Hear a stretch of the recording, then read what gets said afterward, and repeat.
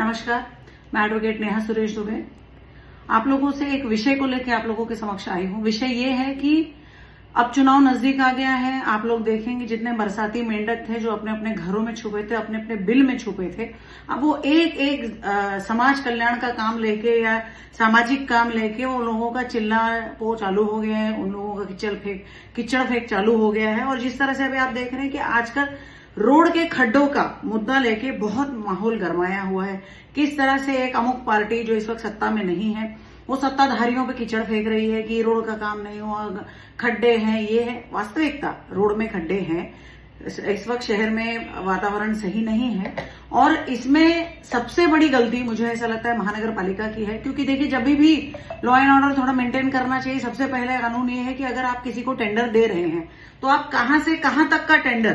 कितने फुट का टेंडर, कितने से कितने जगह तक का टेंडर आप किस को दे रहे हैं, उसका आपको एक नोटिस लगाना चाहिए उस जगह पर, जहां पर आप टेंडर जिसका है, जिसका ठेका है, उसका नाम, स्पेशली उसका मोबाइल नंबर उसमें मेंशन किया जाए, ताकि कोई भी पार्टी किसी भी दूसरे पार्टी पे चिक्कल फेंक ना करे, ना झगड़ा मारामारी करे उससे, और ना ही कोई एक दूसरे पे एलिगेशन करे। देखिए, काम महानगर पालिका कर रही है और ठेका महानगर पालिका कर रही है और काम कर रहा है ठेकेदार, तो काम तो उनका है, लेकिन समस्या आम जनता को हो रही है। जिसका फायदा जो सत्ता में नहीं है वो ले रहे हैं और जिसका आरोप उन पे लग रहा है जो सत्ता में बैठे हैं। तो इसलिए ये चीज ना हो, तो इसलिए सबसे पहले तो जो नोटिस होता है कि आपने किसको टेंडर दिया है, उसका नोटिस बोर्ड लगाया जाए ताकि पता चल सके कहां से कहां तक का काम है और कितने पीरियड में, कितना उनको टाइम ड्यूरेशन दिया गया है वो काम पूरा करने का, वो नोटिस का बोर्ड पे लगाया जाए। साथ ही मैं आपसे ये भी विषय ले लेती हूँ कि ये तो खड्डे की बात हुई, लेकिन साथ में आपको ये भी बता दूंगी कि पिछले चुनाव, उसके पहले कई बार जो है आप लोगों ने देखा कि हॉस्पिटल का, कई बार अचोले हॉस्पिटल का नारियल फोड़ा गया, लेकिन अभी तक अचोले हॉस्पिटल का क्या हो रहा है, क्या नहीं हो रहा है, किसी को इसके बारे में कोई जानकारी नहीं। तो उसको भी मैं रिक्वेस्ट करूंगी वसीम शहर महानगर पालिका के हमारे कमिश्नर साहब से कि आप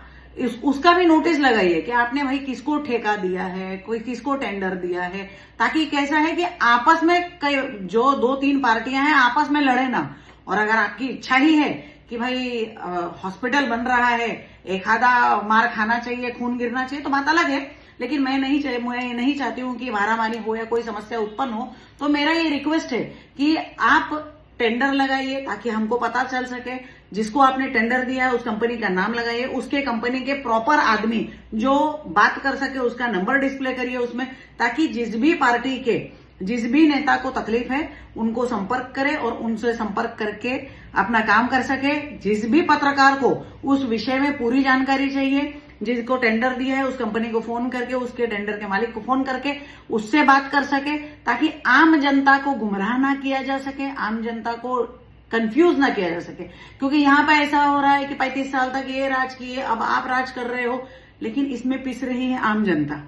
ऐसा नहीं है कि जिन्होंने 35 साल राज किया है उनको ये सब सिस्टम पता नहीं कि किस तरह से समस्या लोगों की सुलझा सके। अगर वो चाहे तो 1 मिनट में लोगों की समस्या सुलझा सकते हैं।